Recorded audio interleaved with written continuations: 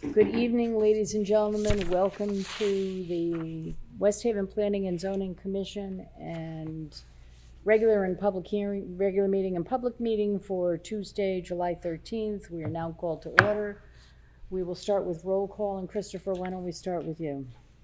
Chris Soto, Director of Planning for the City of West Haven. Catherine Howard, Assistant City Planner. Joseph Pacelli, alternate. Christopher Suggs, Commissioner.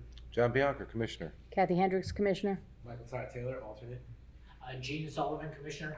Janet Cream. Clerk. Forgot what it was. We have Confused. Yeah, transcript operator. Okay, we will stand for the pledge. I pledge allegiance to the flag of the United States of America and to the republic for which it stands, one nation, under God, indivisible, with liberty and justice for all. Okay, before we start, there is, and my apologies because I didn't catch this, the second application that's on the list tonight is a site review, so it does not require a public hearing, so we will not be doing a public hearing on the second item. Just mentioned this is SP. Go to ABSP. Right, and the first one is SP and not SR 21-76. Which is on the amended agenda, but wasn't on the initial. Right, okay, so, first up is the approval of the minutes of the special meeting we had last week on July 6th. Make a motion to approve the minutes as presented. Second. Okay, we have a motion and a second. Is there any discussion? Hearing none. All those in favor? Aye. Opposed? Abstentions? Motion carries. Michael? Michael. John also Doesn't have to seconded. be. So long as he read the minutes, he doesn't have to be. Who's going to go in place of Steve tonight? You want Mike or? So in place of, Michael, in place of Steve, I'll have you vote tonight. Okay, and on the first item, since Greg is not here yet, Joe, I'll have you vote tonight. Oh, I take that back. He's an alternate. I take that back. I'm so used to seeing him as a fixture. Well, do you want to do one and one? One vote So on we'll each? do one, you can vote on the first one for Steve, and you can vote on the second application for Steve. Okay? You good with that? We usually alternate. Joe, you're bubbling with excitement, I can tell. I can tell, look at him. Mr. Smooth, okay, Ah. and then I'm sure that Greg will walk in shortly. Okay, Janet, we're ready. Okay. 18 Peabody Street, a special permit to allow parking in the front yard in the RB Regional Business District pursuant to section 60.7, 85, and 92 of the City of West Haven zoning regulations. Owner, Baybrook Building LLC, 824 Associates LLC, applicant Scott Farquharson, Baybrook Remodelers, file SP 2176.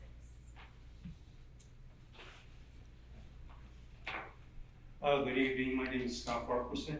Hi, Scott. 93 Bradford Avenue, East Haven, Connecticut. And we are going to have our architect, Will Thompson, speak on Baybrook's behalf on this application. Perfect. Okay, Just thank you. come up and introduce yourself, sir. I'm Will Thompson, architect, for the record, 28 South Fair Street, Guilford. And if you'd like, I can give you a recording version. Do you have a card?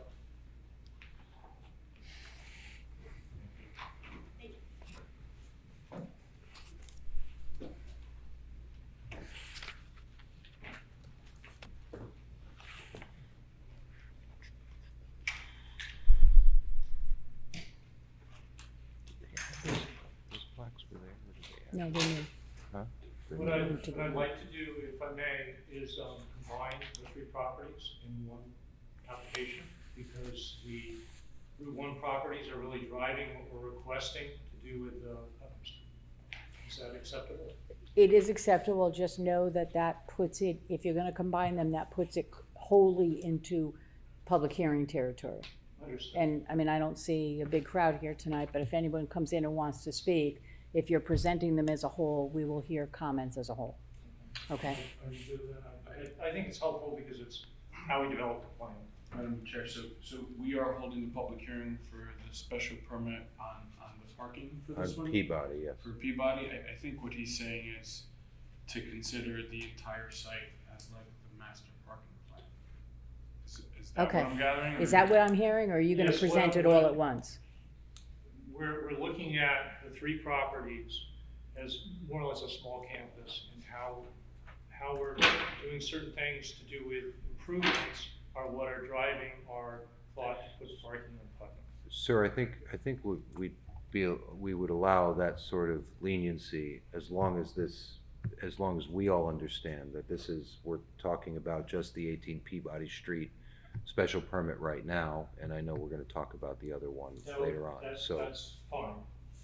Yeah, I'm in agreement with that. that's, Okay. I don't think that's an issue. then we don't need to do the public hearing. Yeah. Okay, Thank you. that's fine. This was kind of a combination. That's where I of both thought you were Okay. coming from, Thank you, Chris. Chris, for the clarification. Thank you. Okay,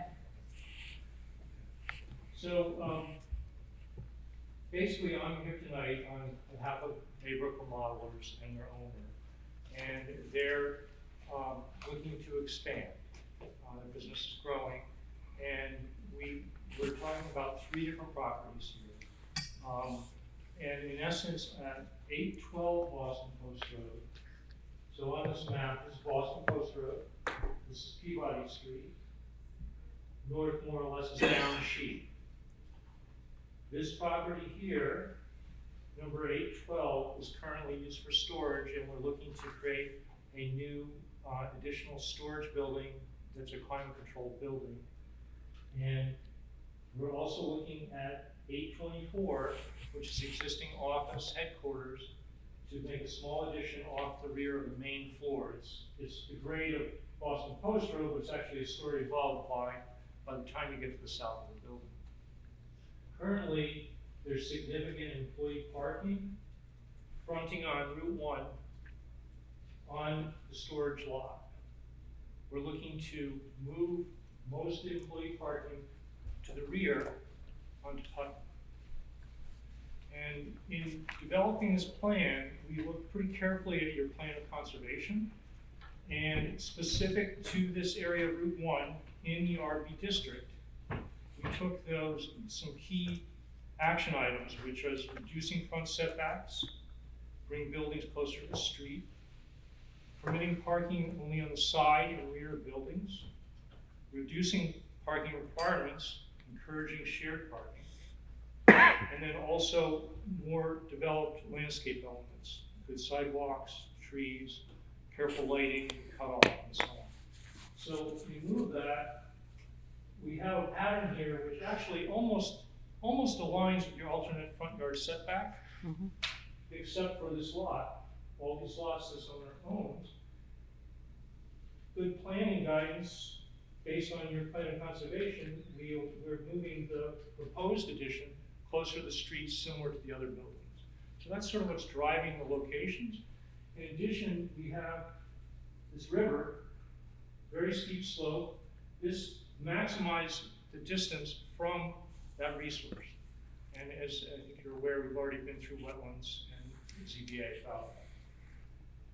This then allows more of the the greater parking to be in the rear, and it's screened by plantings. So those are sort of the key driving forces of how we organize the application and the proposed improvements. I'm going to just walk through the site briefly in more detail. We can have Terry Gallagher, our civil, answer any questions you may have. So to reiterate, this is Route 1, this is Peabody, this is the existing Baybrook office building, 824. 812 is existing storage yard where we're proposing a new building. It's about 4,140 square feet. This first lot on Putnam of a series that this owner has is where we're proposing the parking for employees. It's accessed from the back of the lot. And most of that operation will occur from the back side. What's the drop from 824 down to the 18 Peabody? Terry, basically I'm around, It's about 2 feet. It's only 2 feet? Slight rise and then it goes back down again. And can I interrupt you for a second? Janet, do you need the civil engineer's information to put in the record? That's okay. Just name and Just address. name. Terry Gallagher from Luke's Engineers. There you go. Thank you. Thanks. Sorry to interrupt, sir. Not at all. So those are the key components. I also should mention that our applicant owns the property at the corner, but we're not proposing any changes to that property.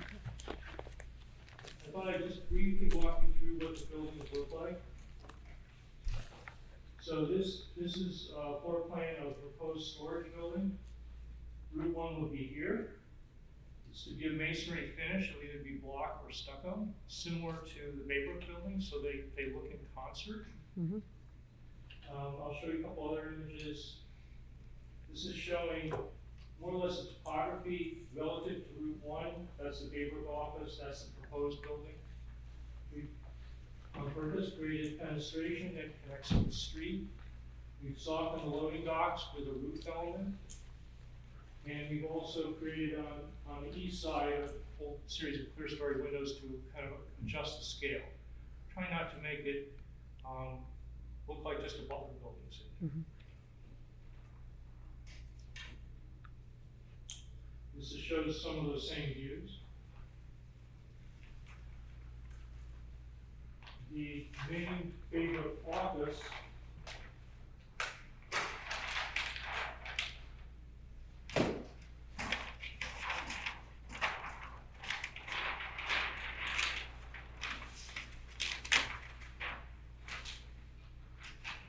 so currently the lower level is just storage and there's parking behind. The parking will stay, the grade drops away. This is Route 1. And we're really only adding in the rear to create some more office space for staff, at the same time not taking away from more parking. Mhm.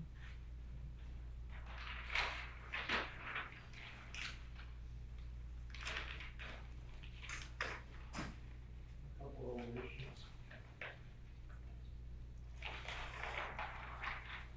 You can see it's really just the same detail, and it's block intersections of the two.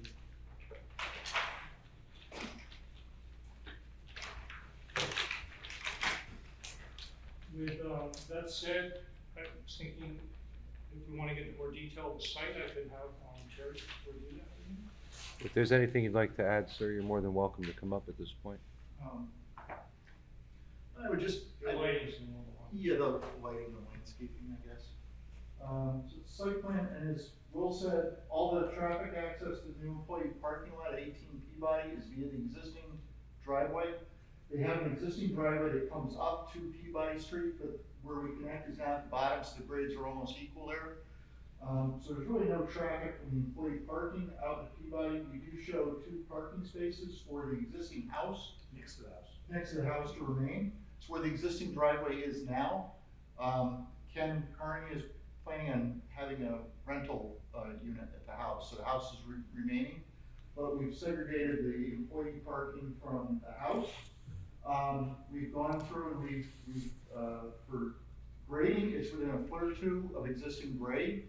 It matches pretty well. We incorporated a crushed stone infiltration trench and a small rain garden. So we would have a lid style best management practice for stormwater per West Haven's regulations. The existing parking lot with new storage buildings going, that has the existing pipe that goes straight out to the Cove River from trench drains in the parking lot. That's gonna get reconstructed with new trench drains. A new oil separator is gonna be moved over here where the wetlands line is.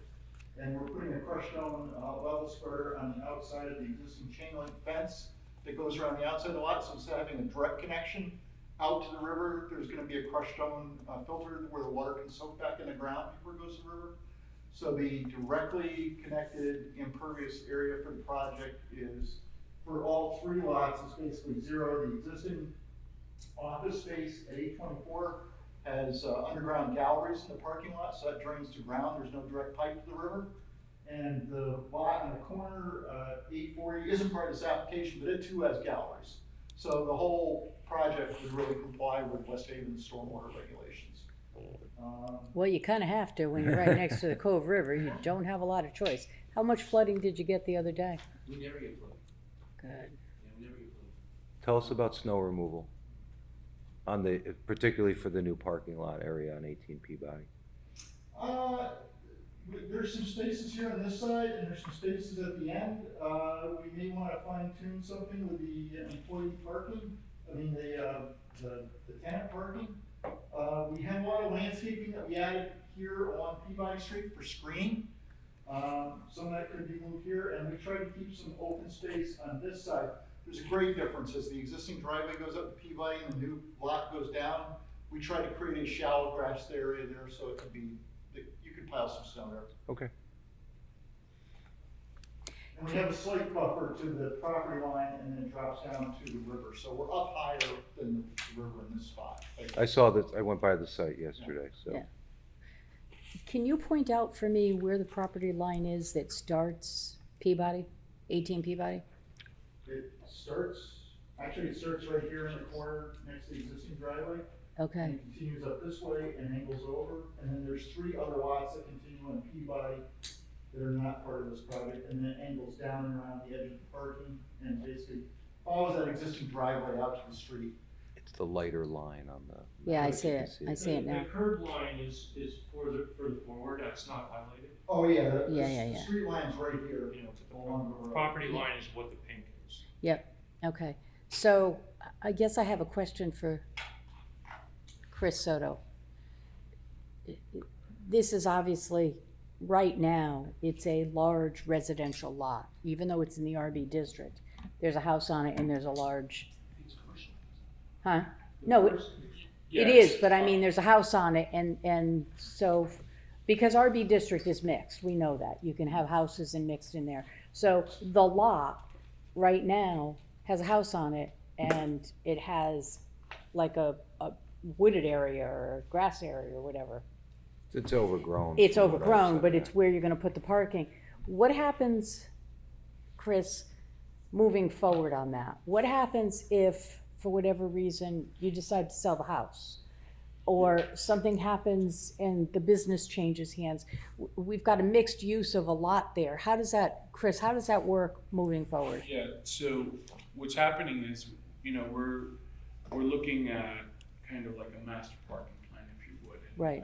I'm looking for the language in the regulation where it talks about the commission's ability to look at sites like this and consider kind of overall parking for lots that are being used. Right, We'll have to continue almost in perpetuity to look at the site as a whole. So it makes it a little bit more difficult for the owner to kind of break them up without us considering the uses afterwards. okay. One of the thoughts I had. Just, Ken, just name and address Oh, for the sorry, record, Ken please. Carney, We all know you, but you Yes, gotta say it anyway. Thank you. 45 Greenwood Road, Orange. It dawned on me that I should quitclaim this to the commercial site, so it becomes one site. And, For liability purposes, I want the house to be its own. yeah, and so if you do that though, I think, I'm not sure, Chris, help me So- here, cause So we have it is the RB commercial district, which requires 10,000 square foot per lot. So cutting the house off becomes a little hard to do on its own. The uses, Yeah, I have 3 of the lots that I can combine it with. down the okay, street. so yeah, Oh, so then alright.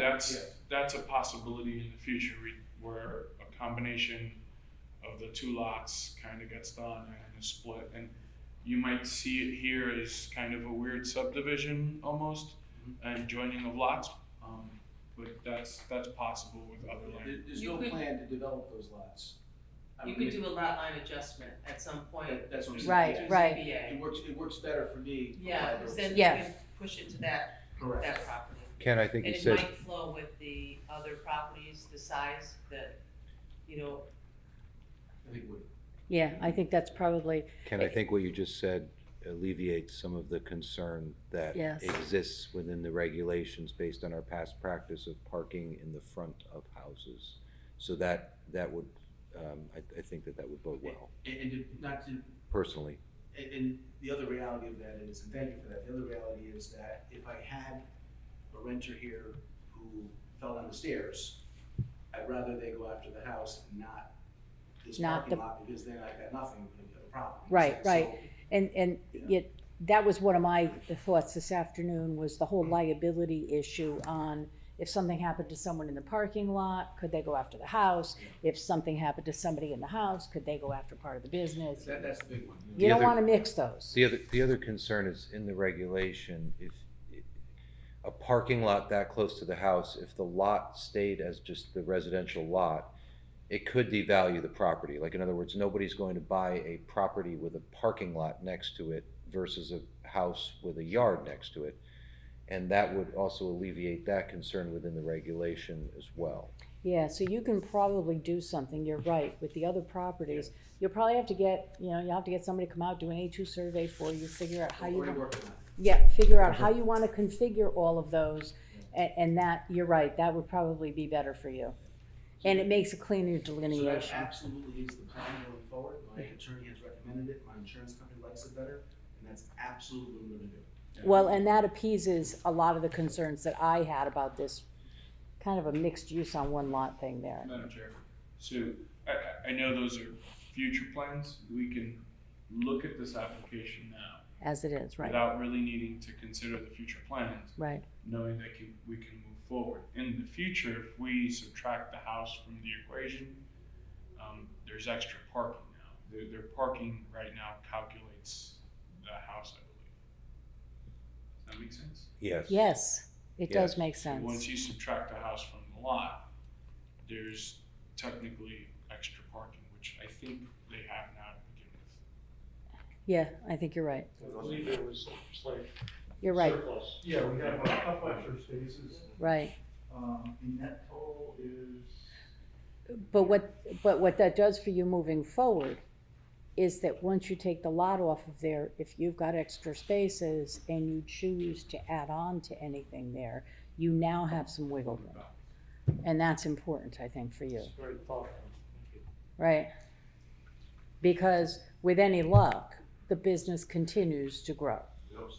because that's the goal here, right? Yes, ma'am. Okay. All right, so the only reason I wanted to go through all of that is I wanted to make sure, and you know, Chris and I talked about it briefly this afternoon, I wanted to make sure that you understood the situation as it exists today. And I'm glad that you're forward thinking about what you might wanna do moving forward, okay? Thank you. Can I just ask a question of you, sir? So normally when we've approved such things, we leave the details of the lighting and landscaping plan up to a discussion with staff. Is that something that's Perfect. agreeable? We actually have a photometric in the works, and we were gonna request if staff could review it. That was gonna be my question. So we see where the lights are in the plan, but we don't have the lighting plan. We also don't have a detailed landscaping plan as part of this either. So if you're amenable, Actually, there's a schedule of we do plans. have landscaping. you have it there. I don't We have It's it. not in We here. don't have it Right. here, right, it's not in our packet, but It's, yeah, but, Okay. but sir, that's okay. but that's okay But because we- what, Yeah, we did put it in the streetscape with the shrubbery and the trees. Mhm. Okay. The rain garden plantings, and there's a schedule in there that's in the package to the town. okay, so, so there's no objection if we make landscaping and lighting, in agreement with staff? No objection at all. Correct. Yeah. It's appreciated. Yeah, and the other part of that is, when you think about the lighting now, you know, think about the overflow maybe to the house, Right. okay? Yeah, no, we might wanna adjust, I mean. Right. We'll know better when we see the photometric where that cutoff is, but that's very thoughtful. Right, There were, Question now. there were a number of comments from Ms. Coniff, your planner. Do you want me to go through those? I mean, it looked like we were in alignment with your bullet points. We have all of them You have here all and that? they're part of the record, so you don't need to Yeah, unless so you we don't feel need that to. there's No, anything I- necessary. I read through them and we Just have trying no to save you disagreement. time, that's all. Okay. okay. Do you want to talk? The special permit requirements for the, Findings. It's basically these items for Peabody. 60.71, 0.72, Yeah, we've Yeah. got put it. that on the record. Yeah, Yeah, we have those. Yeah. We've all reviewed them. We've and- got them, yeah, those are all they're part of the record, correct? When it's- Yeah, So so you don't we're need to good. go through them. Yeah, I put them in there. No, thank you. I mean, if we had a big crowd here, I'd say, Yes. okay, but, you know. But there's- Okay, so, was there anything else you guys wanted to add? Anybody here have anything? Any additional questions? No.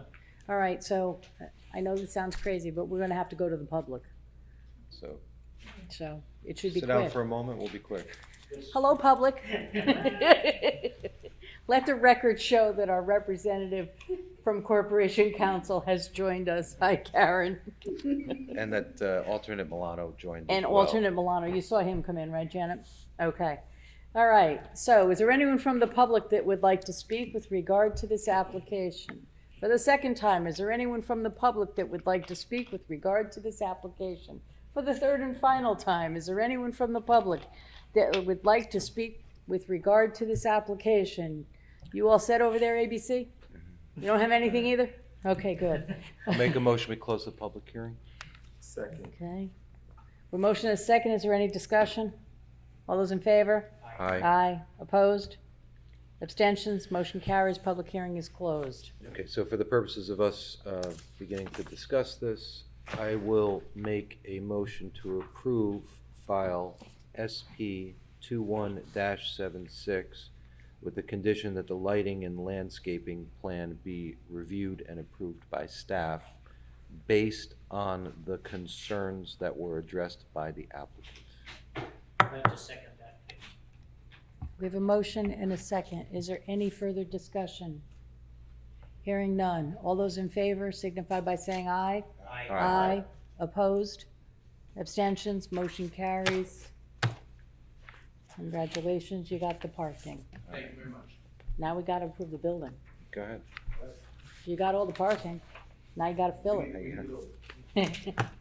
Okay, so, this next up, I think we've heard enough information. I don't know if you guys, we don't need to go to the public on this, so But let's have Janet read it in. Janet, read it into the record and then we'll go from there.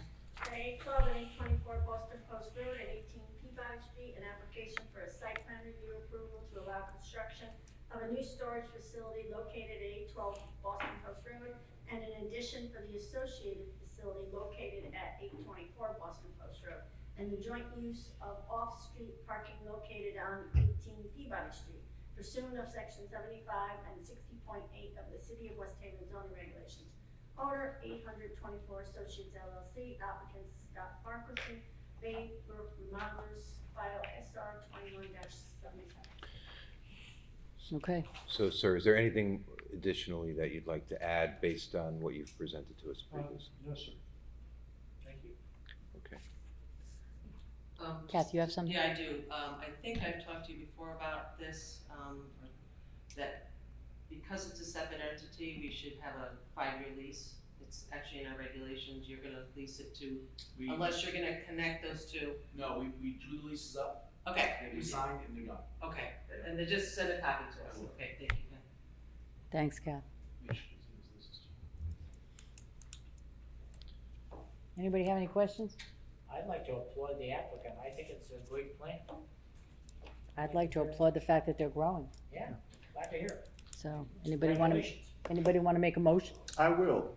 I make a motion that we approve file number SR 21-77. I'll second that. We have a motion and a second. Is there any further discussion? Hearing none. All those in favor? Aye. Opposed? Abstention? Motion carries. Congratulations, Ken. Thank you, everyone. Thank you very Have much. a good night. Good luck. See, our reputation precedes us. We're not Yeah, as we're bad not as as everybody bad as says we everybody are, Ken. When are we starting construction, Mark? I wish, probably in August. Okay. Couple weeks. We need the storage facility back, we're busting at the seams, so, That's a good sign. yeah. Thank you very much. Thank you. Everybody have a good night, thank you very much. Good night.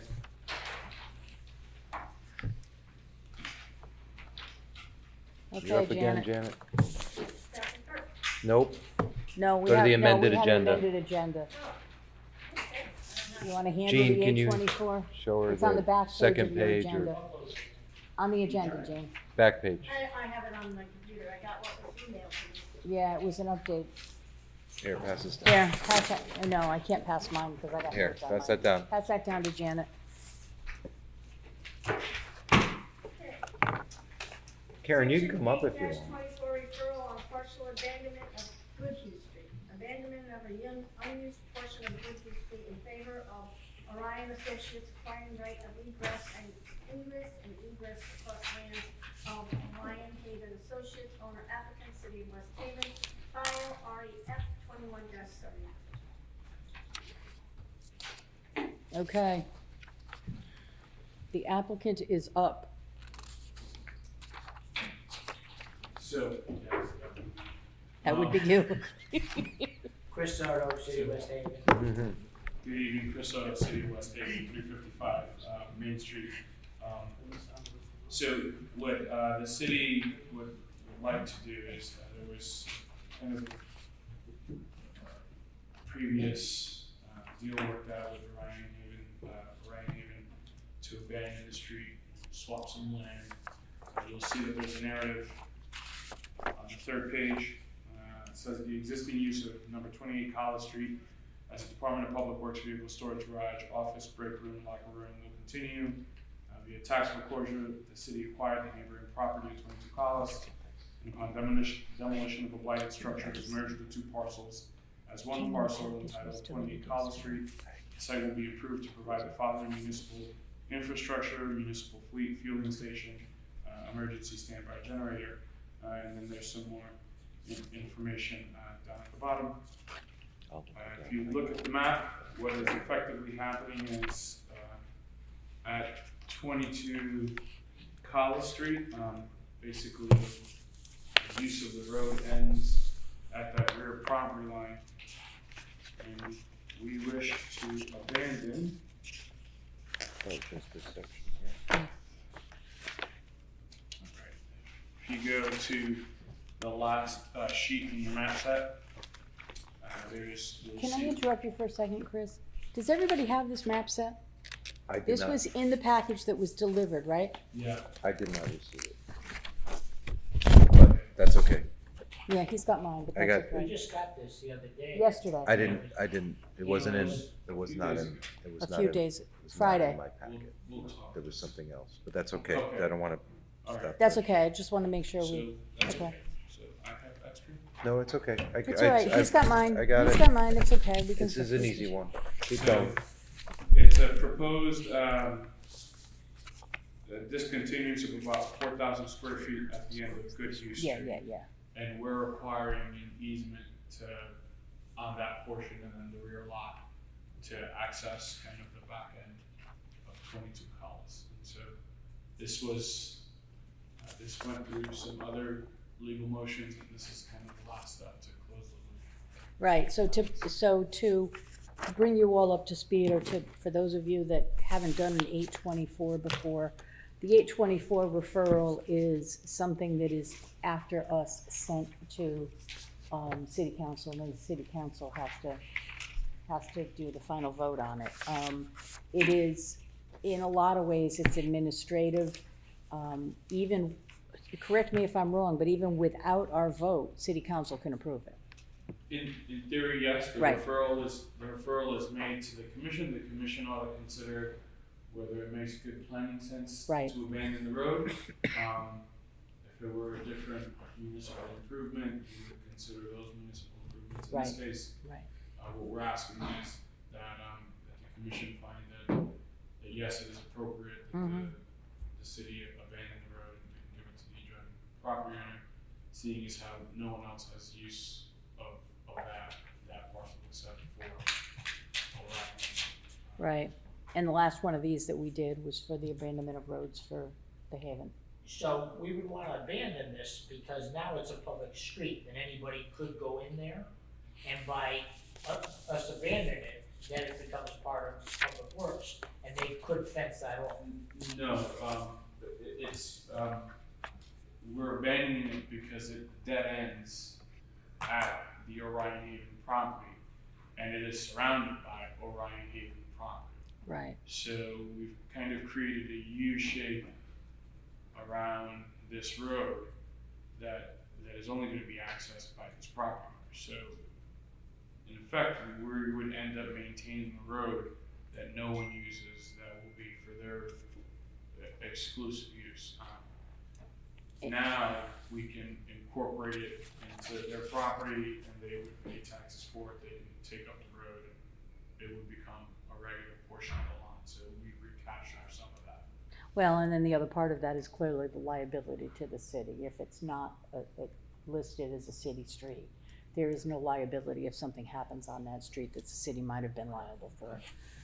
So, and my understanding is that this has been, they've been using it for quite some time, so this is kind of Yeah, so there was. just there writing was the paperwork. There was a purchase and sale agreement that was. Right, Executed, and now it has to actually be transferred.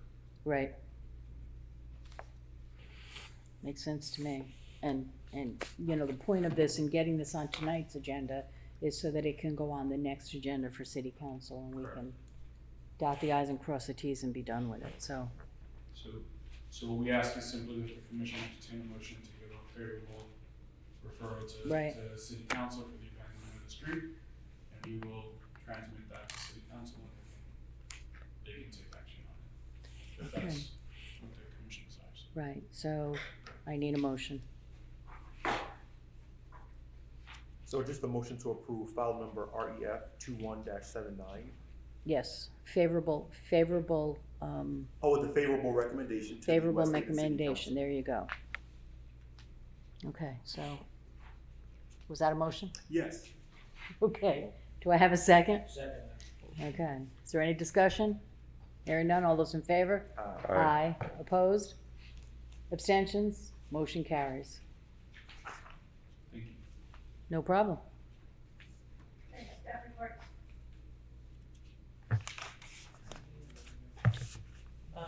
Just make sure you guys have all the applications. You should have Front Avenue, Yep, I have that. 129 and a half, okay. 427 Elm Street, that would be Georgie's. Yep, I got Georgie's, And then, yeah. I'm sorry, Kathy, that's for 2 weeks from today? It is the Okay. 27th, I'm sorry. right. No problem. Front Ave is the truffle.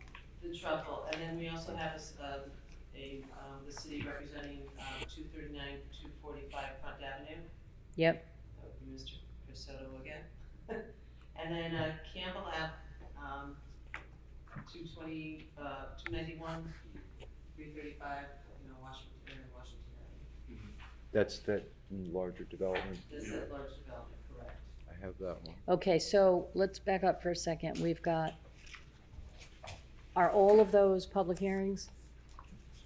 Yes, yes, yes, yes. Okay. All right, so let's, we'll have to think about how we want to lay them out on the agenda Well, you know what, because, no, Front Avenue would be just a site plan review, I'm sorry. 135. Yeah, sorry, yes, right, we have two. okay, so I would suggest that we let them know that the public hearing for 291 Campbell Avenue may go really long, and public hearings go first, Yep, I gotcha. so they may want to think about that. The truffle, Georgie's, 239, 245 Front Ave, then Campbell Ave, okay.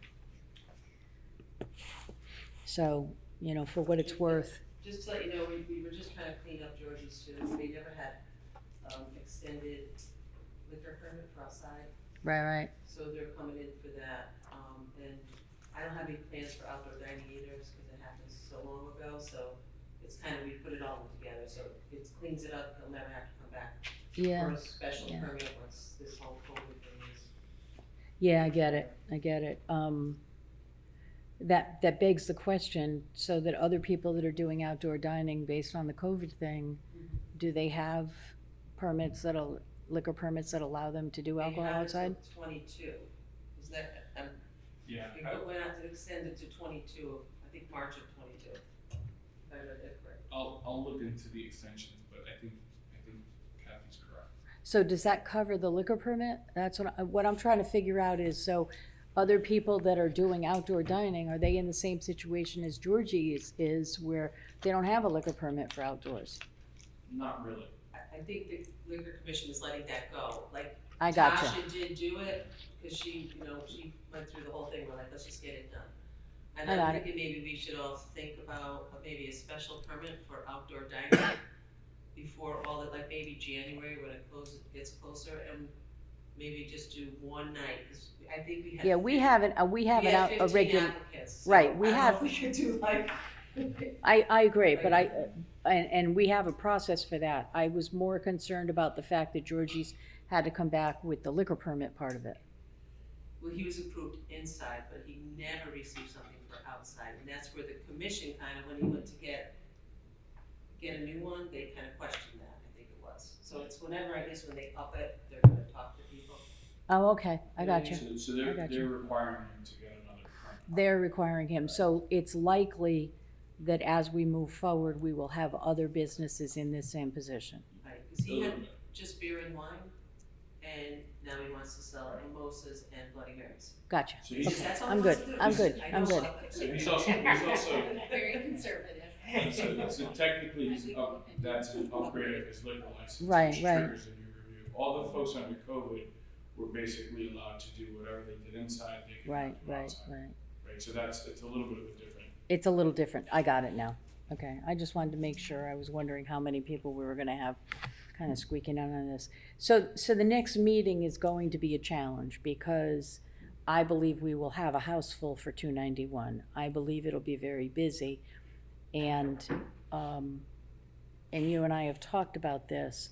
When you have a house full of people that are coming in, ready to speak their piece, the longer you make them wait, sometimes the more interesting the meeting can get. So we'll have to pay particular attention to how we plan out this meeting. I would say, Madam Chair, that we could, with the exception of perhaps the 135 Front Avenue folks, they may kind of have to wait a little bit or just show up a little later in the meeting.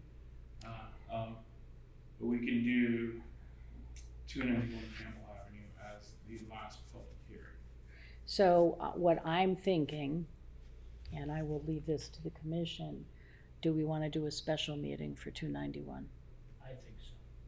I was gonna suggest. That's where I'm going. I'm wondering if we, you know, we have found in the past that when we have the big, challenging ones, I'm trying to use the right words here, that it pays to have it be the only thing on an agenda. It gets difficult. We've actually had people get up during a public hearing asking us to push another application for that night to another meeting. It's a nightmare to try to handle it, so. Just to have that, we can absolutely, if we choose to, we could ask the applicant. Let's- I would say we could ask the applicant to move it to the 8:10 regular. It's up to you guys. They requested a meeting in July, which is why we scheduled them. So before we do that, let's offer options to them, I was right? just So gonna not say, just you guys August, could be in but this if there's date. a special meeting, what are your schedules, because you've got other commissions? So if we look at additional dates, so what we're talking about is the 27th of July. That's Right. what they're on now, That's right? what they're on now. Right. So how long do we need to notice? It's the same. So if we did a meeting on the 20th, if we did a special meeting on the 20th, for instance, we would have to notice this week, right? No, I think we're too late, because we're noticing the 27th this It week. needs to You're go noticing the between- it needs to go 27th between this 15 15 and 10, and then 10 and 2. Do we want to So it would do, be like August 4th, which is Harbor Commission on Tuesday. well, that's if we do a Tuesday. I mean, Yeah. is there anybody in this that could, Well, the 4th is a Wednesday, Oh, so then maybe we could do the 3rd. the 3rd is a Tuesday. So if you'd saying the Harbor Back to Commission back. meets on the 3rd, if the Harbor Commission meets on the 3rd, we could potentially do the 4th, or vice versa. Yeah, well, I'm thinking, can we do the 29th? That's a Thursday night. That's 2 nights after our regular meeting, but it dispenses with it. we have to get another, well, we could. You'd have to notice them separately by the I could weekend. Just notice, yeah, I just have to get the count days back, I don't have. Yep. to go on. You didn't notice the 27th yet, No. did you? No, I didn't think so. It's ready to go for, just. Right. for this week. So you'd have to notice the I mean, 29th. tomorrow. You'd have to notice. I'll the- see it tomorrow. You'd have to You'll see it notice the tomorrow. 20. Right, so maybe we split them and do them both. So the 29th is like really, really close, right? Yeah. It gives us time, but the 29th is the 15th day prior to. So we need to publish sometime between 15 and 10 days. So we would absolutely have to know tomorrow. If the commission is agreeable to the 29th, then we would have to absolutely know tomorrow from the applicant. From the applicant. So that we can notify the register, so they can run the ad on the 15th. Why don't we give them 2 dates, and why don't we give them that date and then go to the first week in August? The third, Well, Yeah. well, so I will give them, to simplify the whole back and forth, it's a date range, right? So we know that no earlier than the 29th will work, right. and anytime afterwards. Mhm. So, anytime after the 20, And then if the rest of you are okay with it, Chris and I will work out the logistics after he talks too. So So do me a favor, But just- send me an email for any nights, any weeknights from the 29th, and I know this counts other meetings and everything, but it's easier this way. Between the 29th and the 10th of August, send me any nights that you can't do if we're gonna do a special meeting. can we make just this a little simpler? 29th for a special meeting, first meeting in August if they want to be pushed back to that date. How about that? Is there is there anything wrong with that? I don't have any problem with that. we'll talk to them. Yeah, Whatever, and call me, whatever they can do will not be earlier than the 29th, right. because I can't notice Yes. it. Exactly. That's what I. Well, but Right, reality, that's the most right, important. so what we're saying is it's not on the 27th. Correct. Right, I wanna make I mean, sure we you have guys it can writ- do we your already have it announcement. written, so all Yeah. we have to do is just cut and Take it paste out. it into here. Right. You know, so. Right, but I don't wanna hold you up in doing the announcement, sending the announcement tomorrow. But this So, way, if more Madam Chair. applications come in for the first meeting in August, you can say, look, that's gonna be a big meeting, you might wanna push that Yeah. to the second So one. worst case scenario, we still notice it for the 27th. And we We continue. show up and we continue the meeting to a later date and set the special hearing date. The special meeting. True, on the okay, 27th. that works. There's a, That works, and if we're gonna do that, we'll do that at the top of the meeting. that's the only The only, concern, there's people come, that's an. They'll be That's, pissed. that's an inconvenience for the citizenry, and that's Right. of concern. so we should try to avoid that. So, but, yeah, so We'll talk tomorrow. we'll try to figure that out. If I can't get the applicant to agree on anything, then we'll have to schedule it for the 27th. And then you will have to have Right, that. well, Maybe you'll go for the 10th. well, and the other part of that is that we still have to do that special meeting on the height difference, right? So, so if we wanna move on to other staff items and. Do you have other staff, let's table that, do the rest of your staff reports, and then we'll come back to that. Well, are we all set with application materials then? Everybody have? Everybody seems to have everything. Yeah, I think we have I everything. think so, What yes. about the tennis courts that came today? Just what? The which ones? For the high school, right? I got those, yeah. Okay, so everybody got that. That was. That was in That's today. I think it would That's be it. really Okay. easy if they just moved it to 10, because those are the only two things that. I know. Okay, so if there's no additional staff reports, then yes, Chris, you can move on to the next. So, so I've got a couple things for you. We looked into front yard parking, and yes, there were issues with all of the concerns that were brought to us with front yard parking. So, the gentleman whose front yard parking you denied has not taken it out. I spoke with Lee about what that ask is and how we now say you must remove this. Wait, is that Ocean Avenue or? Yes. Yeah. Yeah, so, I can ask politely and wait for it to not happen and then issue the order and then go through the enforcement stuff, or we can just issue the order and say, hey, politely, this application was denied, you still have the stuff, and then just give them the time that the order gives them, which would be no less than 10 days. Do you need a motion? Are you asking? I'm asking, I don't necessarily need a Here. motion, I just, Yeah, my question too, Chris, that we've kind of banged our heads about is, if we do it that way, how long does it take it to get done So- if he just doesn't do anything? I don't wanna speak for anyone else, but I've never found harm in asking nicely first, and then you have to come down with the hammer, And then, Chris, I know you were following up on another address that I had sent you. Before we get to that other address, the only other thing I wanted to say is that I like the idea of asking nicely, because realistically, you're not sure if he's gonna be able to find someone and contract someone to go in there and remove it in 10 days. Well, This gives him, so that's why I say no less than 10 days. Okay. So under 8-12, it says that you're gonna tell somebody they've got 10 days to do it, but it's not a must in 10 days. I can't say, hey, resolve your zoning issue in 3, with the exception of like the moving of earth and the actual construction of an object or Right. reissue a cease and desist.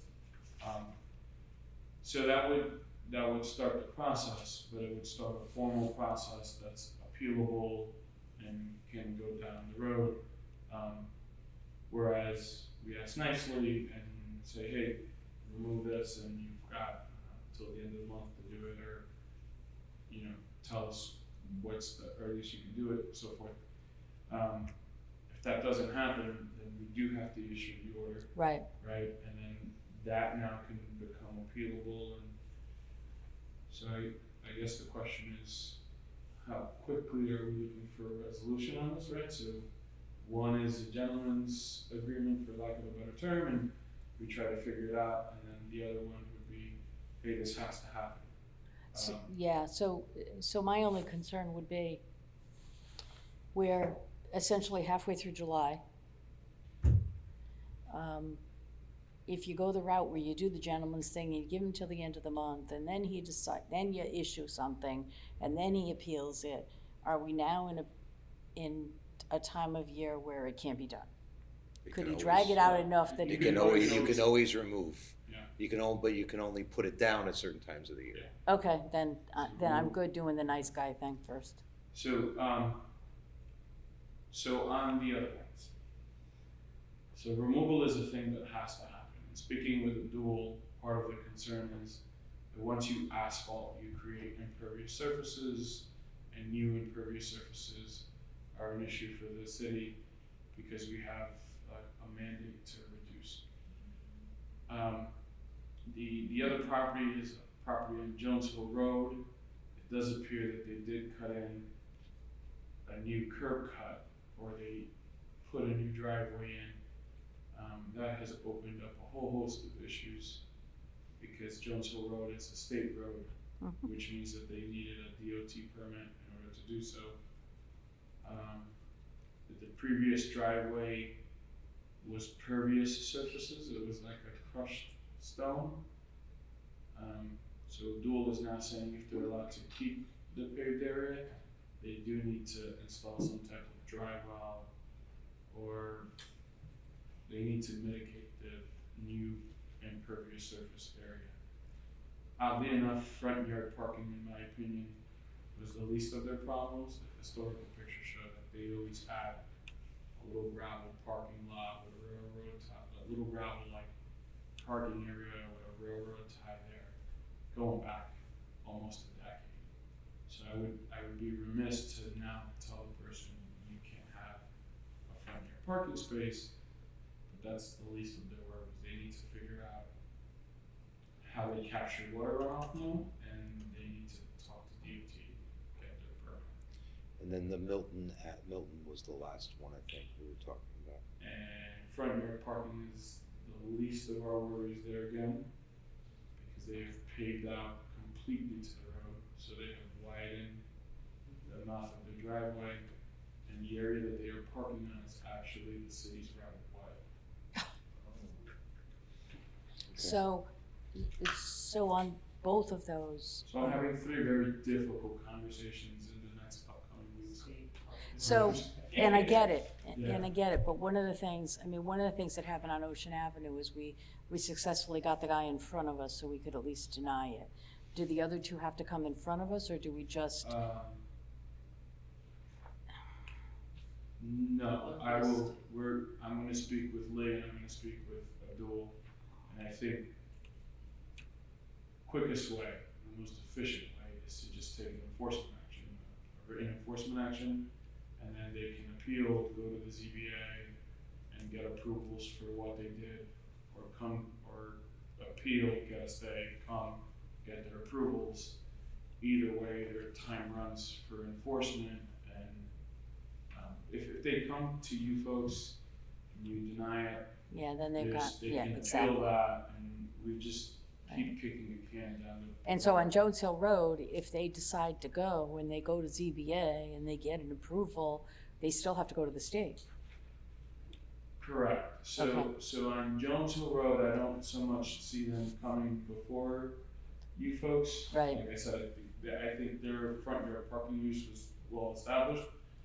Their issue is an impervious surface issue. And Right, not having to right. come with DOT. So I'll issue, well, I'll have to talk with Tom and Abdul about what that order really ought to look like and who it ought to come from.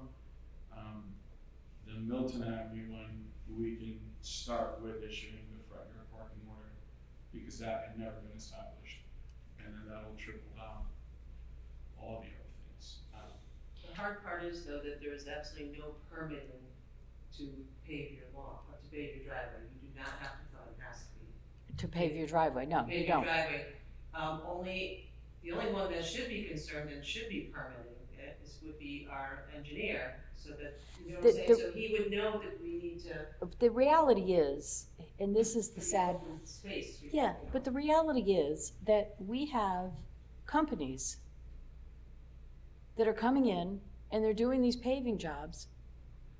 And one would think that they would advise people that, you know, you're not just doing your driveway here, there's, you know, should be a permit process. So that's No. that's the That's the tough hard part. that's the tough Right. part, right? Right. So Walmart. Huh?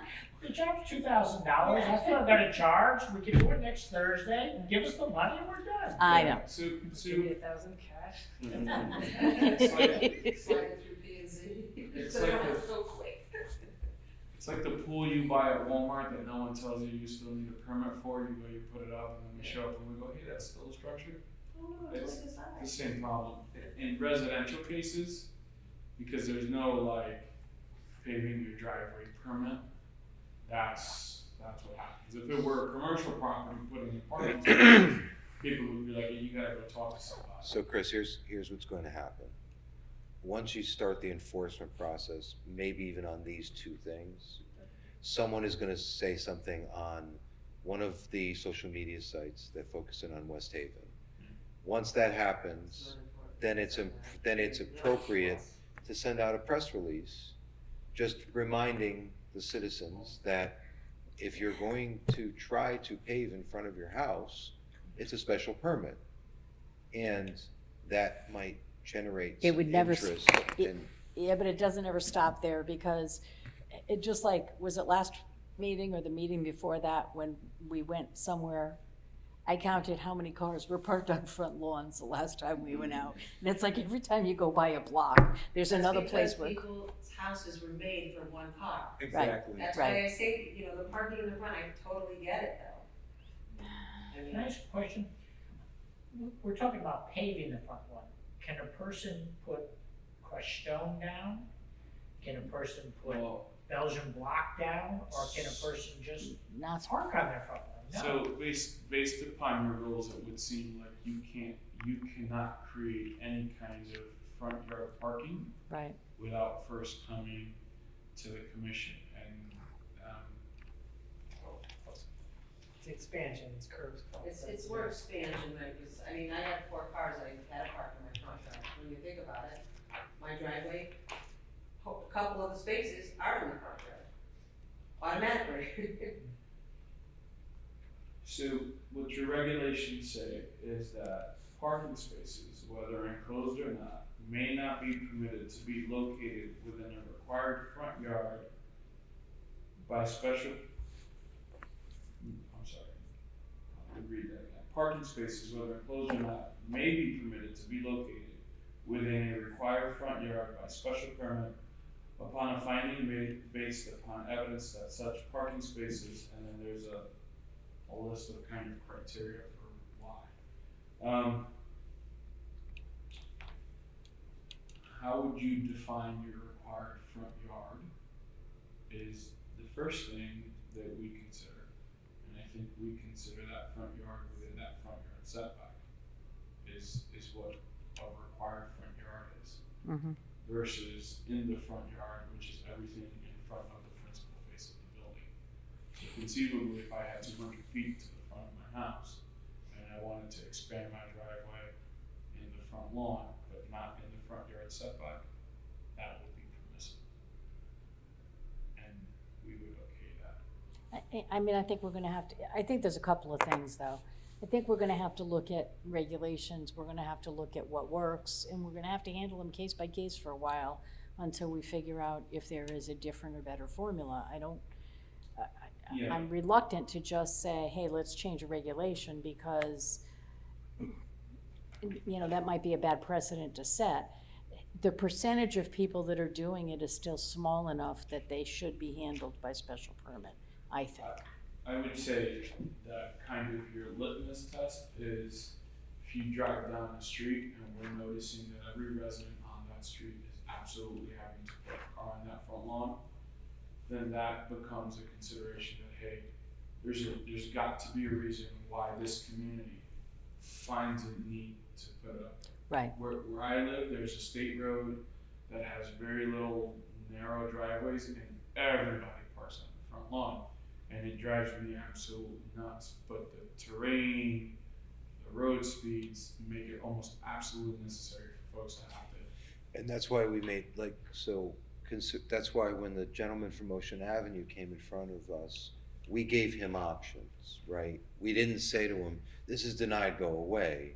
We said, if you had done this because of the street that you live on, we'd probably be more likely to consider it. Yeah. And so there's ways in which we can, you know, we just did one tonight. Essentially, Right. It's in the front lawn. I mean, kind of a side yard, kind of a front lawn, you know, but he addressed the issues and is going to Well, and rectify them, so. the other thing about getting them in front of us with a special permit is that we then talk about pervious versus impervious solutions. Right. And, you know, it keeps us in guidance with MS4 and all of that other stuff. The other thing is if, as people are parking on the street, if they have to create a curb cut like on East Avenue, that takes parking away from the street where it's needed for those residents in that neighborhood that do not even have a driveway. Right. Right. So there's other considerations that we have to kind of maybe find. No, I Right. completely understand so the special permit process is what allows you to consider. Right, case by case, right. basis. So I completely understand that aspect of it. I was just saying, you know, our litmus test ought to be that, right? If we go down the street and we start seeing a bunch of folks need to park on there, on my side, I don't look at that as an enforcement issue. That's a place where I would encourage somebody to come in and do the application beforehand and then make the case to the commission. In this instance, we are in situations where we know that some stuff needs to be removed. It will not be able to remain, right? Right. Because they're encroaching in the city's right way. I- So that enforcement is gonna take precedent on that particular portion. Because while they all seem like the same issue, they're almost three distinct. So Chris, moving forward, if anyone on the commission or if any citizen comes to us, should we address them the same way? Send you an email, then somebody from the staff can go out, take a look, see if it fits, doesn't fit, et cetera, what the issue might be. Yeah, because it seemed fairly nuanced. It did not seem like we were gonna run into three different particular situations when we went out there.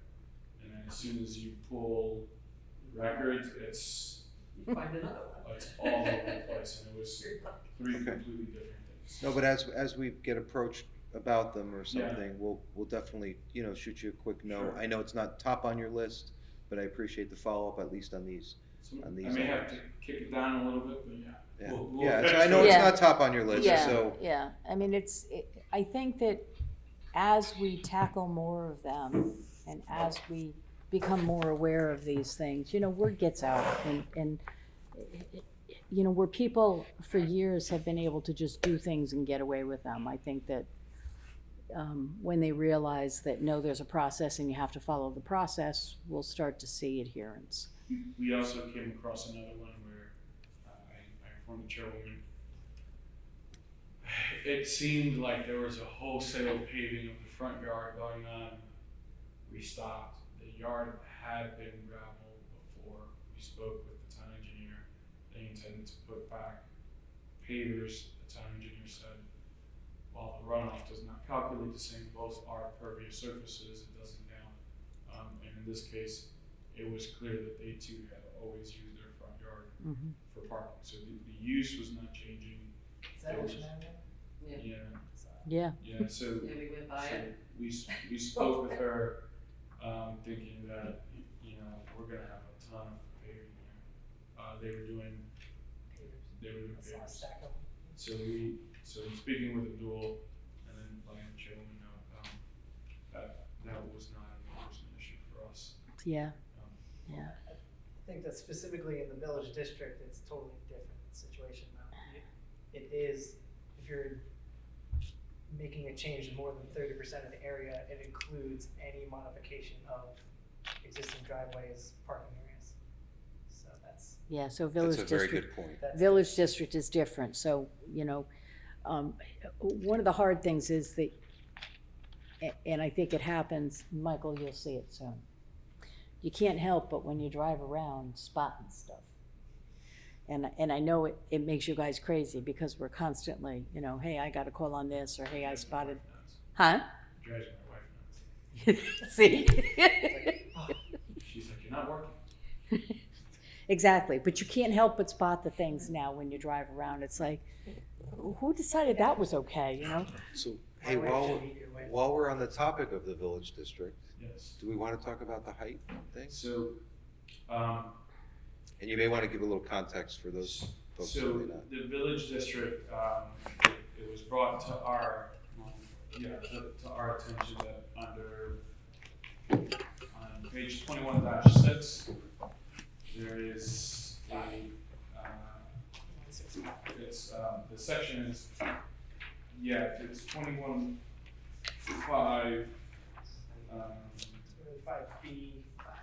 B5, under height. It says infill buildings invisible from public streets, public spaces, the rest of the sentence, where the discrepancy between the proposed height and existing height patterns is greater than 10 feet. The joint committee shall review design proposals with the applicant for context sensitivity, based upon the following articulation of facade, building mass scale, bulk and proportion, and other building mass considerations. So there's guidance in there about what to look at, but this idea of the joint committee, there's no definition of what the joint committee is, and there's the singular location where we mentioned joint committee. I think we can resolve that by appointing a joint committee tonight, or deciding that the entire commission is the joint committee. But I say that at a minimum, that joint committee should include the architect that does our reviews. Because. Is it appropriate to just make one member of the commission part of the joint committee with the architect, and that could be the joint committee? My suggestion would be that it be a member of the commission, someone from my office, or myself and Kathy together, at least one of us from our office, and then that architect. And being that it seems that he lends his time pro bono to the commission, that it be at his Availability. availability, and then we just make ourselves available to that. So, if there's no objection, I would like to see I know. really the person who spearheaded the village district overlay, Greg Milano, be the point person from the Planning and Zoning Commission on this joint committee that would be made up of at least one member of the staff, either Chris and or Kathy, and the architect, if there's any objection from anyone though. Anybody have any objections to that? I don't have an objection, I just have a question. Yep. So if the joint committee say, if it's a whole commission, right, does that mean the whole commission has to be doing as a meeting? Or Yeah. just one person be, oh, everyone has to be present? Oh, okay. Right, or we'd have to have the architect come to our meeting Right. to be able to review Right. it and offer advisement during the regular session. Having a smaller joint committee to work, especially when they're pro bono, Right. at their convenience, I think works better. It's I just like to say something too, this was earlier, the way that the applicant was addressed to do it was to do a step back. That's why they did the building up and step back. That's why that is like that. Well, but I don't think anybody's saying that there's an issue. I just think I that, just want to know why it's that way right now. Yeah. Yeah. It was something that we addressed with the applicant before, right. so I just. And I think that this was, Greg, was there a reason that we put this in, that we left this in there?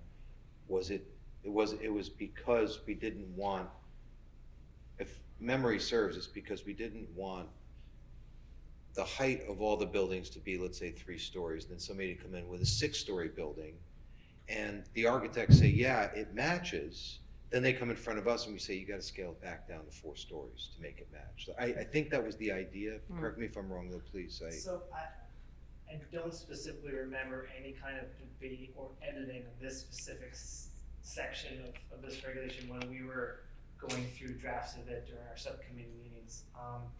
But I do think the intent of this section is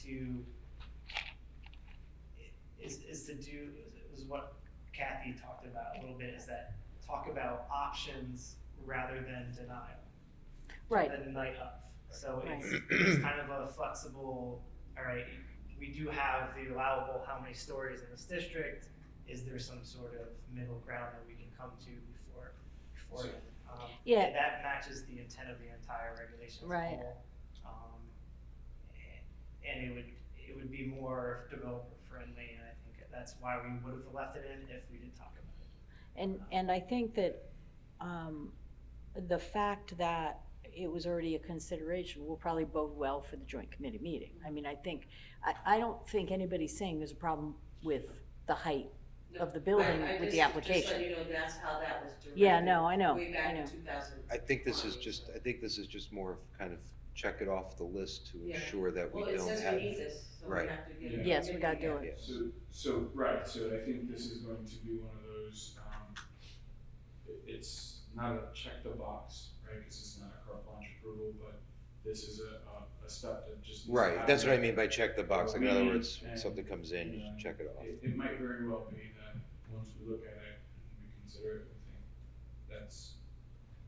that's fine, and there won't be any recommendations moving Right. forward. I think it brings up a couple of points. So the first point is, I agree that Greg would be the person that we want. He is our resident expert on Village District, but I think that it also points to the fact that we probably ought to have some kind of a definition or clarifying statement in the regulation to define what the joint committee is. So that's probably a text change that needs to be made. Okay? And that kind of brings me to the topic that I wanted to discuss tonight. But before we do that, is everybody good with Greg being joint committee? Okay. Yep. Tag, you're it. So I'm okay being there. Is there gonna be some sort of record of what's talked about? Is there, I was thinking, Greg, if we could do something like we all get together and just go through the regulations step by step, and so we're all on the same page about maybe some discrepancies in here, like such Well- as this. And we could just get say, what's your view on, the cornice of it? You know what I mean? And then I just pick that up. I think he's Well, but- referring to this specific, This specific, The this specific joint one. committee is Yeah. just for height. It's Right. just for the height, right? and Well, also it's bulk addressing and that, scale. I'm afraid to prejudge the application. I don't know. Right. Okay, No. so I understand, Right. I understand where, Mr. Milano's concerns are. Yep. For the sake of the record, yes, there should be some sort of document that gets produced out of that meeting that says these are the recommendations that were made, this is the plan that was reviewed. Absolutely, because whatever comes out of that committee, being that we're working with an application, needs to be made available to the commission. We should not consider it a predisposition to it, because we are working within the context of the application, and if we make the conversation or the recommendations made public to the board or the commission, and Mr. Milano does a report that says we looked at this was a plan, yada, yada, yada, then all that material is technically been made available to the commission, and whatever insight he had is now your insight as well. So we won't run afoul of certain FOI issues and whatnot, and the application is already kind of before you folks. So I don't think that's a concern. And to further alleviate concerns, there is some grounds for commissions to do pre-consideration of applications and give applicants recommendations without it being considered. A pro forma That's approval, actually, right.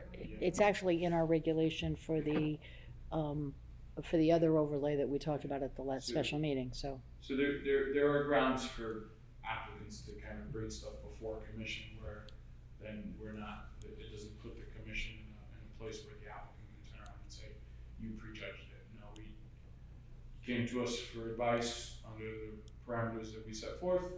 We gave you our advice, and then the applicant can take it or leave it and come back, and then we debate the merits of it afterwards, as long as that's done in a transparent way.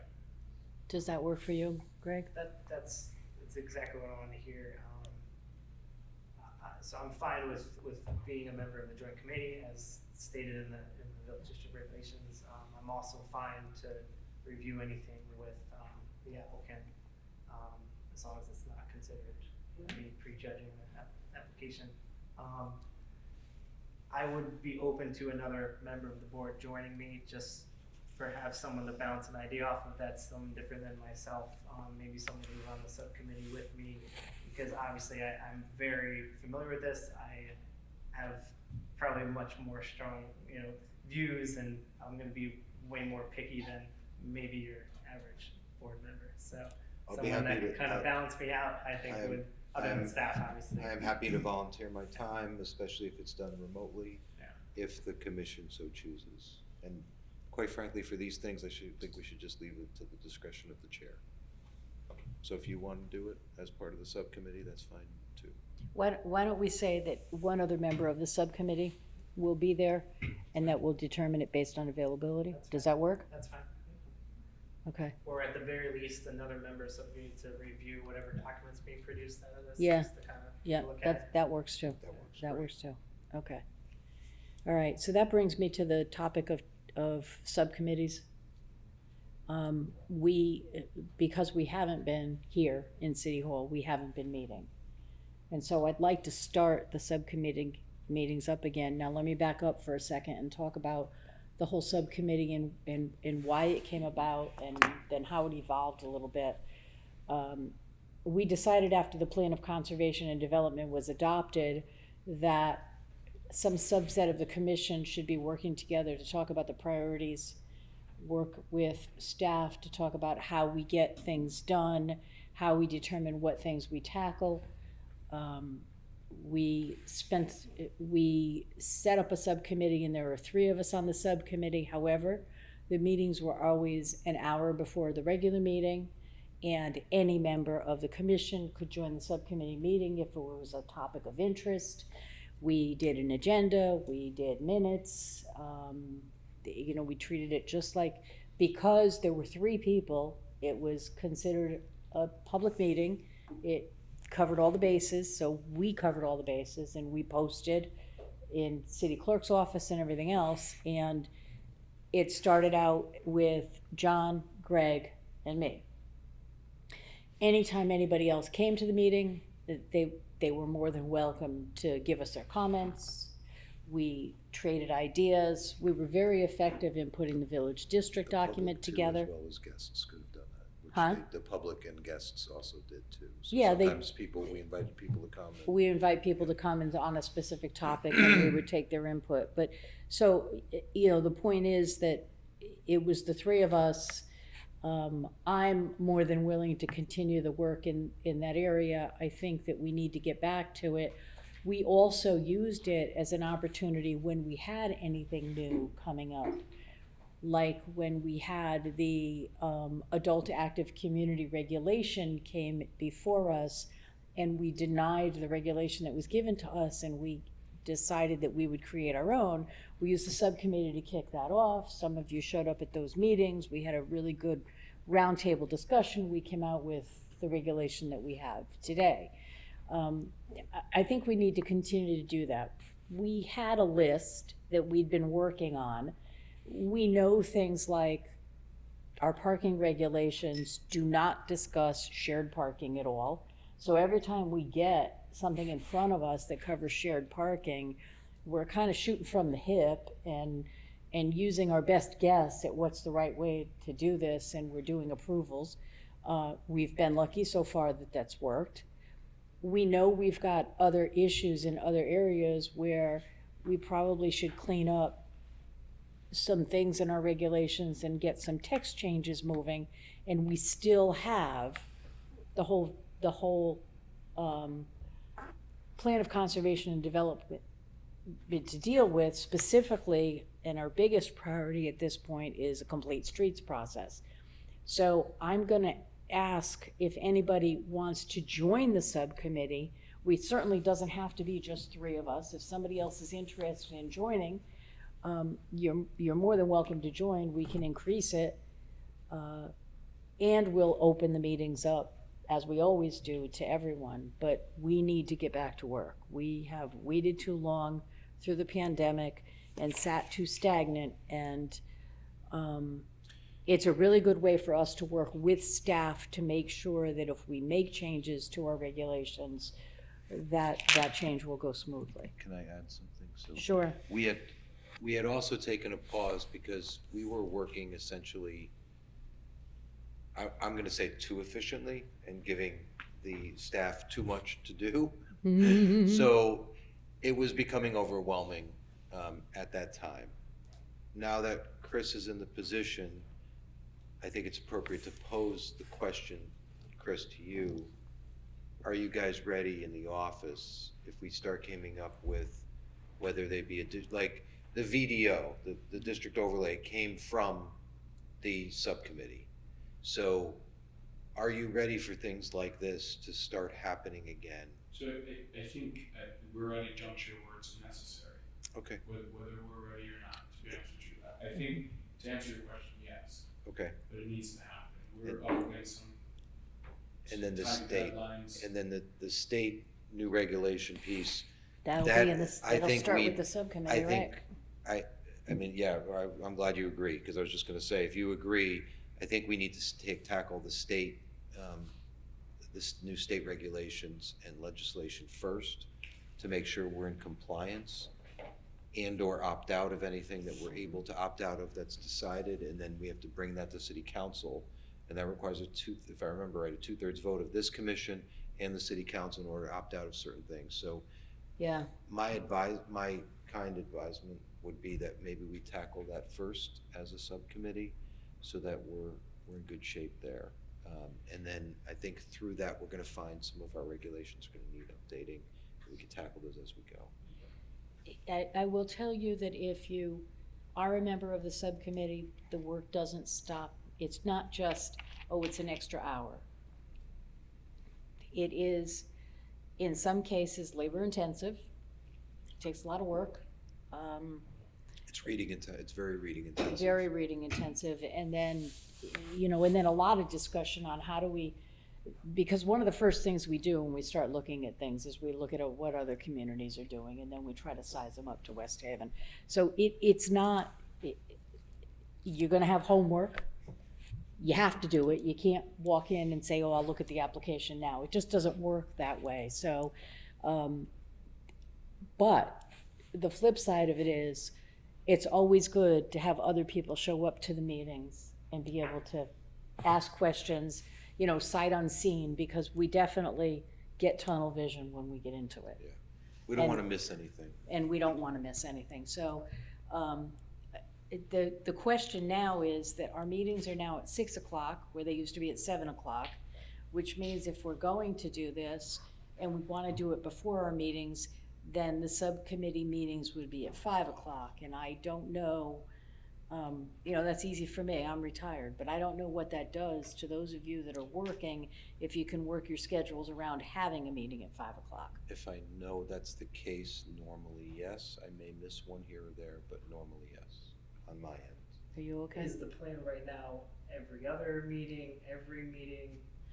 I think based on the work that we have to do, I think we may have to do every meeting. I mean, we got a lot of work in front of us with the state stuff, and Initially, I would say initially we need to sit down and just look at the breadth of the work that's gonna have to happen. It's not just the new changes to no, we got work to do. the zoning enabling statutes, but there's the marijuana legislation also puts kicks certain things into effect that you folks might, you know, there's limits. They tailored the marijuana law kind of like some of how your alcohol license laws work. So there's permits per density and where. Right, and right, so, right. yeah, so it's not in your zoning enabling legislation, but it's gonna affect how the regular. Well, and we have regulations already for dispensary and what have you. Yeah. We've already written those, but we need to take a look at them in light of the law that was just passed to make sure that they're still okay. So I'm sure we've all by now seen there's a gentleman who has a plan to create. Is this the THC THC infused infused restaurant? restaurant. Yeah, so that may seem a little ludicrous, but when you look through the marijuana legislation, there is a food production category Right. that is allowed in there, and you would be covered in Well, the only, but, I so thought the that's idea was why. you get high and then you eat, not get high while you eat. that. It's, Well, Hi. and the trick on that one is that our current regulations, we need to look at our current regulations and find out if our current regulations cover any of that, and if they don't, do we need to upgrade them? Because we're very specific on where you can put, right. Well, and so right? that's why I'm saying where we may think we're okay with what we have on the books. We may not The be. current legislation allows a kind of a wider use of marijuana related. So could we potentially resume in August and maybe, and Chris, I'll leave it up to you, however you think we should handle this. What do you want to tackle first? Well- Do you want the regs or do we want to talk about It's THC? gonna be one wholesale thing. Right, What you wanna look at is what we should look at, the first thing that committee is, there are different deadlines for your opt-outs and then different deadlines for implementing certain things. So that's, there are some things that don't matter. And then there are some things that don't matter in terms of your regulations. So certifications for staff, training for you folks, that We have to do. we don't have to really need to do that, right? It's, hey, here's a course, go do it, we'll Right. keep you apprised of the availability of those things, and you folks will do it, and then we'll just have to keep track of whose appointment ends when and where they do their 4 hours. And then there are some other very low-hanging fruit that the state just said, you're no longer allowed to tell people they can't do these things. Cottage industries is a thing that we're no longer allowed to tell folks they cannot do, Right, which essentially makes them an as of right use. Or if we wanted to add a special permit layer, we could. The language is very, very much like the daycare language, right? So it kind of sounds like the intent was, these folks come in and they get a permit from me downstairs, and they go about their business based upon the cottage regulations. So there's some very low hanging fruit that way, and then straight out imposition, like we can no longer impose a minimum dwelling size unless our building code has one. And that's just taking that out of our regulations. right. You know, so there's some stuff that's very easy to just kind of clean out through the regs. The marijuana bill is something that's gonna take some thought. Some density issues are gonna take some thought. The whole character thing is gonna take some The thought. character thing is gonna be, It's gonna destroy our TOD, right? Have you looked at it? It's character everywhere. Yeah, we're gonna have to, we're gonna have to modify our TOD regs. so, Say the word character 7,000 ways. well, and you may not have to, right, because You have to define it. your TOD regs, or our TOD regs, are kind of very much like, in this space, the building looks like this, and like this, and like that. Right, That's what the legislation was intending, and not that I want to bring, I don't know, I want to bring a Jamba Juice into the middle of Main Street, and we go, that's not in character with the rest of the neighborhood, and then, so what is the character of the rest of the neighborhood, right? That's what it was getting at, because that language was often used to discriminate in terms of who was going where, right? And so when you read the state language, it says that we have to define what character is in terms of building massing and all that. Our TOD regs actually do that. so, So you don't have to take it out, you have to just make sure it's defined. If you're saying Right. it needs to meet It's gotta be character, defined. the character has got has to be mean defined, right, such building size, yada, yada, yada, kind of like the village district rules do, so. right. So kind of like in the case of Seacrest, I know that the denial character was used as a part of the denial, but there were other pieces that would define the character in the denial. As it's, yeah, it references special permit denial, yeah. Right. So I think, I don't have a problem with starting in August. Yeah. But if we're gonna start in August, we have to start ready to move, which means that the information that Chris sent us about the summary, we need to go through, we need to be ready to hit the ground running and have some ideas about that, so we can have constructive conversations. And Chris, we're probably gonna need some kind of a summary on the marijuana. You mentioned low-hanging fruit. Do you have a way to pull that out so we can just review those pieces? And during the subcommittee, we'll go into the regulations Yeah. and see if we need to X some things out to bring to the commission. Yeah. But if you know of the low-hanging stuff that we can start to pull, that might give us a little bit of momentum to start to hit some of the medium and heavier things Yeah. into the fall. I can,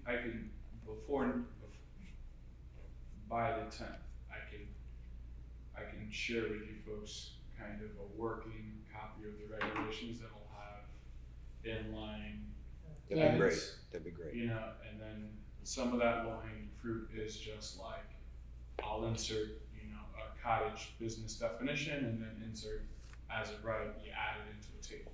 Yeah, and if, Because right, There's no choice but to do it that way. There's parking minimums there's parking requirements that have been imposed on us, right? We can't require more than X per unit now. right. So it's going through and just taking out the 2 and putting in a 1, you know? That's just some very clean, like house cleaning type of items. And we can put all those into one kind of red line document.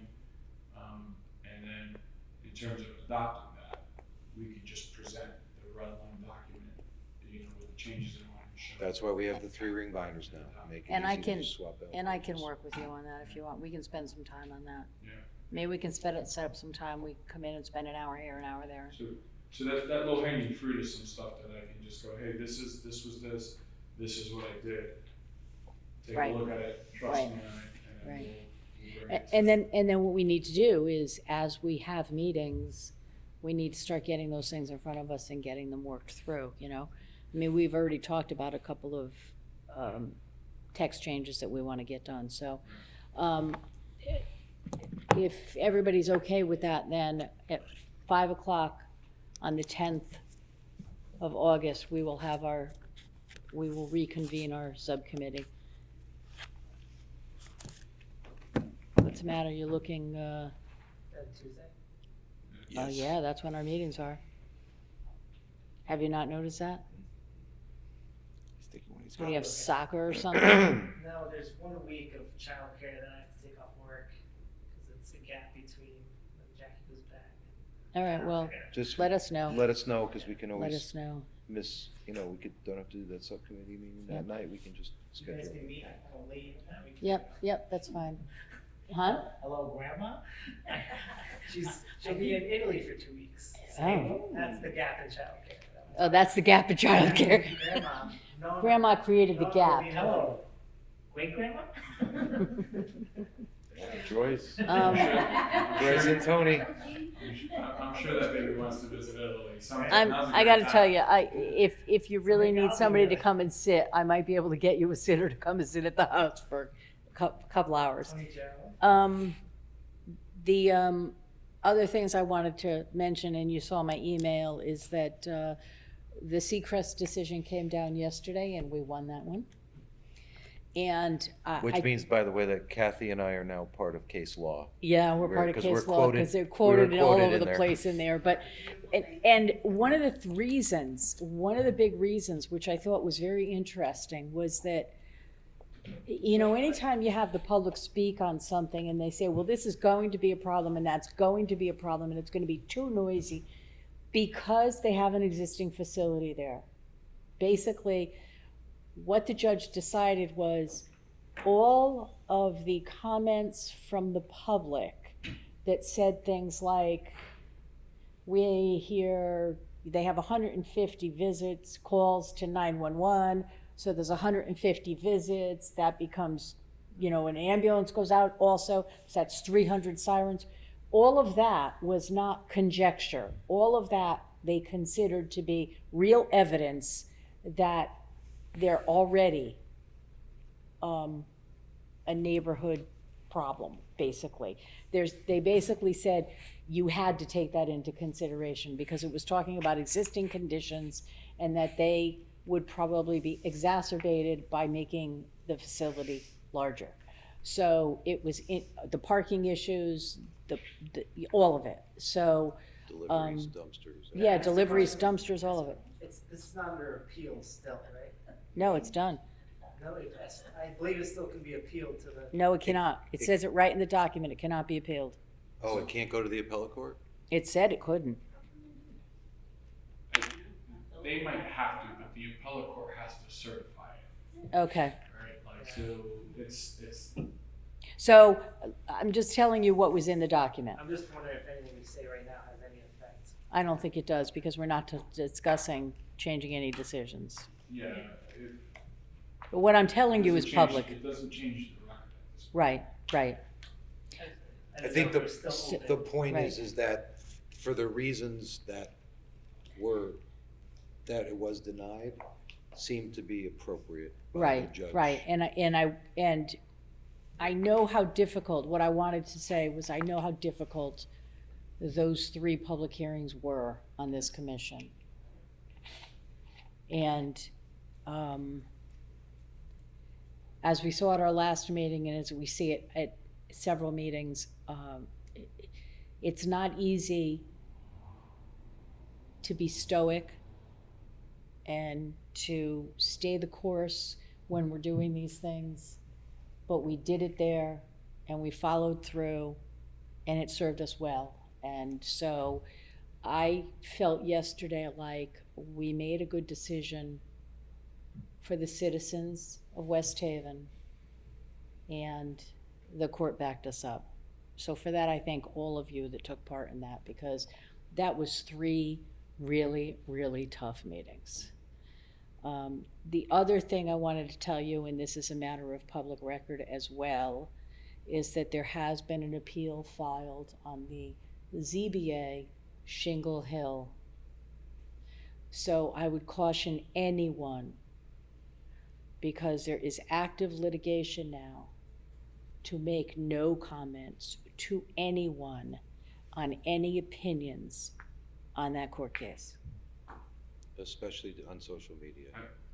I would even go as far as suggesting that if you have questions, that needs to be privileged conversations with staff attorneys. I agree. On executive session. I agree, but I just want to make sure you all understand that it is now in litigation. Now, moving forward, as you saw in the Cumberland Farms case, they can still bring their application in front of us. They can base their application on the approvals that they got until that appeal is heard. And we would still be expected to act upon the application based on the variances that they got. It remains to be seen if they decide to do that or not, but just know that we may still have to hear that. So again, I caution all of you on the subject of that application. We haven't seen it yet. We don't know anything about it. We will rule on it based on a public hearing that we have here and based on the facts that are given to us, and that's it. Let's not complicate the matters at all. Same way. Did that go through the courts? It's going to the It's courts. Still in the courts? It's Yeah, just, they just appealed. They just appealed it. It's just starting now, okay? The city clerk got it 2 days ago, 3 days ago? Yeah, and we still don't have an answer on Cumberland Farms. Wait, So, was Cumberland, is that still in the court system? that's still in the court system on appeal for the ZBA ruling. Were the arguments heard on that? Oh, yeah, we're just waiting for a Karen, decision. were you representing? You were, Yep. okay. So we can't, Trial was completed in February, the judge had 120 days to render a decision, and then the judge sought permission to extend his 120 days, an additional 120. okay, so we're It's still It's waiting almost on a that full one. working year in terms of working. 240 days. Right, so we're just waiting on that one, but I just wanted to caution all of you that, it's gonna hit social media at some point on Shingle Hill, and when it does, Don't, say nothing, please don't, so, especially on social media. no. Let it be tried in the courts, let's not try it in social media. And can I add to what you're saying on so at our last meeting for the IHZ zone, this is not a commentary on our decision, but it looked because I don't know if it's going to be appealed or not, but it looked from the media coverage of that, both on social media and in the New Haven Register. I just want to say that this commission came across very, very well in the way in which it was presented. So just as a secondary thank you to everybody, because everything that was quoted was completely accurate and it was very much regulatory, except for the headline. Except for the headline, Except yeah. for the headline. And the only other thing that I will say is that I think we should all be very proud that we are a group of very, very different individuals who have had very different backgrounds and very different upbringings, and we've managed to come together and be a pretty cohesive team that works well together, that exchanges that exchanges ideas, and I think that it's beginning to show. I think that we've seen some decisions that might not have been made in the past, and I'm proud to be part of this commission and to be the chair. Anything else in other business? No, I don't have anything else. You have anything else? Yes, sir. Just add something to your statements on the Seacrest decisions. That was an application that I recused myself, and I stood with the residents of the neighborhood. And I think just from that perspective, seeing how the board conducted themselves, I want to say that I think it was as professional as any board that I've ever seen. I think you conducted the room as well as any room I've seen. The way that you allowed the residents to speak, and tamed them down when they needed to be tamed down was, I think you did a fantastic job there. Thank you. And I do want to just offer a little advice that everyone should read the decision. And especially there are some things that, not only do the courts talk about what we did right, but they talk about what we didn't do right. Right. And there is, maybe that's something we can talk about in the future, about what we really should be putting on the record and make sure we're putting on the record when we're putting our motions forward, because I do think they do point out a couple things that could have helped even make their decision easier. But they did search the record and come to a decision that obviously most of the board, if not everyone, is pretty happy with and proud of. But that's all I really want to say. Yeah. Chris had a question too. Chris, you had something? This is back just the top of the staff comments. It would be like 60 seconds. When you were talking about the front yard parking, did you mention 36 East Avenue on that list of addresses that you need? And this, okay, so help me remember. That's in appeal. That was an appeal, that's why. That was an appeal. Yes. Yeah. Thank you, Kathy. Okay. But remember, did you need me, that was the one in the, kind of towards the center of town? Yeah, The that's guy the said one. because of beach parking, he had to put it. But he did it without permission, right? Right. And then he came to us and we denied it. Right. So did he take his up? No, because he appealed. He appealed. Oh, I'm sorry. Yeah, he filed an appeal. Oh, okay. So So we're in it's court still, on that it's one. still there, and there are cars parked there in Yeah. the spots he built. Yeah, Okay. we're in appeal on that one. So, Okay. so if we don't know, once it's in appeal, our actions are kind of stay enforcement wise, Right. Okay. unless we expressly ask the court to allow us to. Okay. No problem. Yeah. Which is why I asked the question, do we wanna have conversations first, or are we looking to resolve the issue? Because, once it's appealed, it can drag out the enforcement of the issue Okay. for a Yeah. considerable time. Yeah, I get it. Okay. Anybody else have anything under other business? You wanna make a motion, Jim? After the trial. Yeah, seriously. Make a motion to adjourn. Okay, we have a motion to adjourn in a second. Seconded? Aye. We are adjourned.